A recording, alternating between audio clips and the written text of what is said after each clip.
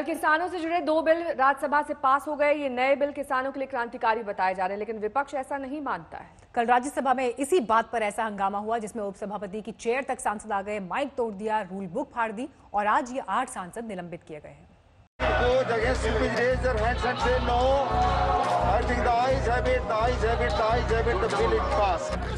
राज्यसभा में जोरदार हंगामे के बीच कृषि सुधार से जुड़े दोनों बिल पास हो गए।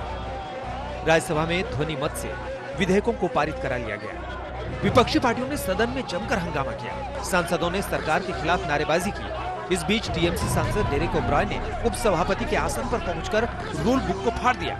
टीएमसी का आरोप है कि उपसभापति नियमों के खिलाफ फैसला ले रहे हैं। हंगामा इतना बढ़ा कि विपक्षी दलों ने उपसभापति के खिलाफ अविश्वास प्रस्ताव ला दिया। कांग्रेस ने आरोप लगाया कि उपसभापति के रवैये ने लोकतांत्रिक परंपराओं और प्रक्रियाओं को नुकसान पहुंचाया है। प्रधानमंत्री जी पहले भी बहुत बातें कर चुके हैं, बहुत सारे प्रॉमिस दे चुके हैं, बहुत वादे कर चुके हैं। कौन सा वायदा पूरा हुआ? प्रधानमंत्री जी को तो पब्लिसिटी करने का, मार्केटिंग करने का, पैकेजिंग करने का शौक है। और ये जो कह रहे हैं कि ये आज का दिन याद रहेगा इतिहास में, मैं कहता हूं कि आज का दिन काली स्याही से लिखा जाएगा। जनमत जहां पूरी तरह आज विद्रोह की स्थिति में, किसान आंदोलित है, सड़कों पर है, रोज अध्यादेश का विरोध कर रहा है। सरकार संख्या के दम पर उनकी आवाज को दबाने का काम कर रही है। बिना डिवीजन के सब चीज को दरकिनार करते हुए मैं समझता हूं कि ये आज हमारे इतिहास में वो जर्मनी की तरह नाइट ऑफ लॉन्ग नाइट्स है।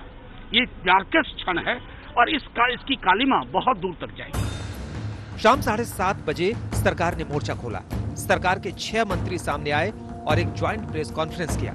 इसमें गृह मंत्री राजनाथ सिंह, केंद्रीय अल्पसंख्यक कार्य मंत्री मुख्तार अब्बास नकवी, केंद्रीय कोयला मंत्री प्रहलाद जोशी, केंद्रीय सूचना और प्रसारण मंत्री प्रकाश जावड़ेकर, रेल और वाणिज्य उद्योग मंत्री पीयूष गोयल और केंद्रीय सामाजिक न्याय और अधिकारिता मंत्री थावर चंद गहलोत मौजूद थे।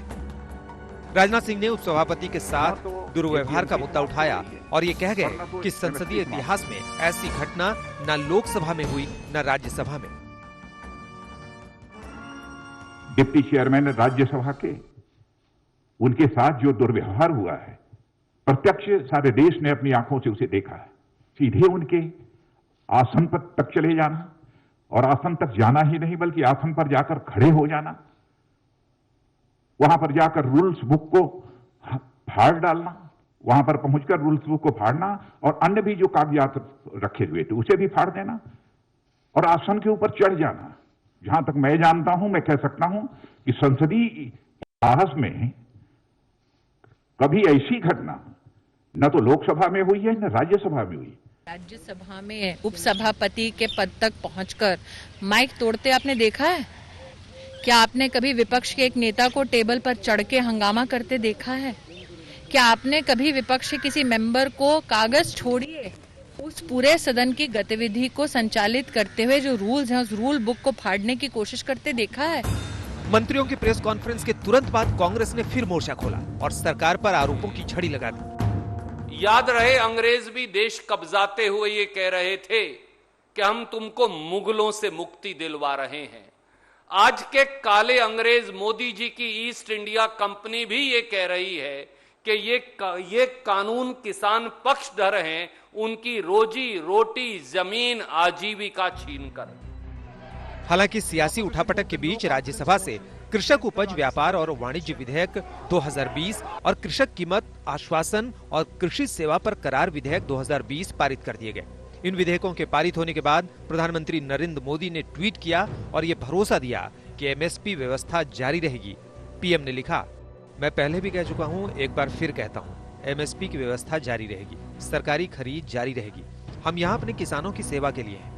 हम अन्नदाताओं की सहायता के लिए हर संभव प्रयास करेंगे और उनकी आने वाली पीढ़ियों के लिए बेहतर जीवन सुनिश्चित करेंगे। इस भरोसे के बावजूद देश के अन्नदाता किसान अपने गुस्से और शंकाओं के साथ सड़कों पर हैं। किसानों के मन में शंका है, उन्हें डर है कि नई व्यवस्था कहीं उन्हें बर्बाद न कर दे। किसानों का सबसे बड़ा डर न्यूनतम समर्थन मूल्य खत्म होने को लेकर है। हालांकि सरकार इस डर को गलत बता रही है। सरकार का कहना है कि नए बिल से बिचौलिए खत्म होंगे, पर किसानों को भरोसा नहीं, वो शंका कर रहे हैं। किसानों को डर है कि नई व्यवस्था में बड़े किसान तो तमाम परेशानियों का सामना कर लेंगे, लेकिन छोटे किसान व्यापारियों के हाथों में फंस जाएंगे। किसान पूरी तरह से बाजार के भाव में फंस जाएंगे और वो इसके खिलाफ कोर्ट भी नहीं जा सकेंगे। हालांकि सरकार हर आरोप पर विस्तृत जवाब दे रही है। आज तक ब्यूरो।